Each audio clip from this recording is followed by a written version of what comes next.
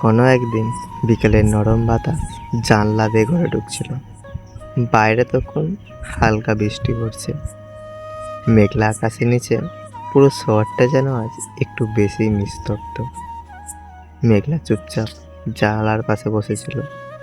তার হাতে ছিল একটি পুরনো চিঠি।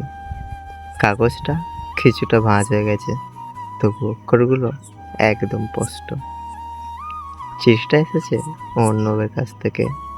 অর্ণব যে মানুষটা একদিন বলেছিল, যতই দূরে চলে যায় কখনো একা ছেড়ে যাব না, কিন্তু জীবনের সব প্রতিশ্রুতি রাখে না।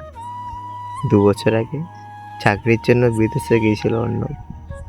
প্রথমের দিকে প্রতিদিন কথা হতো, তারপর ধীরে ধীরে বাস্তবতা বাড়লে দূরত্বটাও বাড়তে থাকে। ফোন কমে যায়, মেসেজ ছোট হয়ে যায়, একসময় সম্পূর্ণ নীরবতা। মেঘলা অনেক অপেক্ষা করেছে। প্রতিদিন রাতে ফোনের স্ক্রিনে তাকিয়ে দেখেছে। প্রতিটি অচেনা নম্বর বুকে ধড়ফড় করে উঠেছে, কিন্তু অন্যবার ফেরেনি।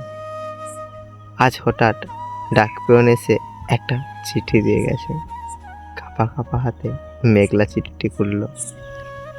আমার প্রিয় মেঘলা, এই চিঠিটা তোমার হাতে পৌঁছালো, হয়তো আমি আর কোনোদিনই তোমার কাছে ফিরতে পারবো না।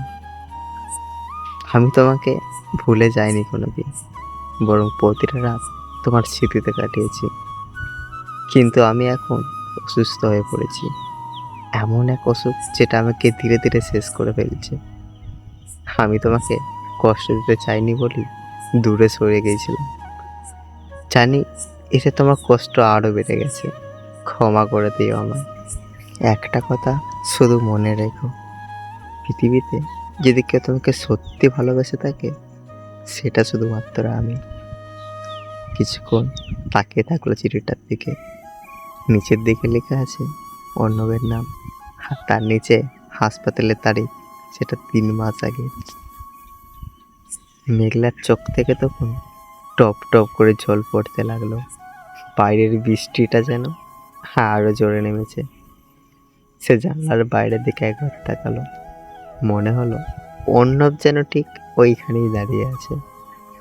মেঘলা ধীরে চিঠিটা বুকে জড়িয়ে নিল। কিছু মানুষ জীবনে থেকে যায় না, তবু তার ভালোবাসা সারা জীবন পাশে থাকে। ধন্যবাদ।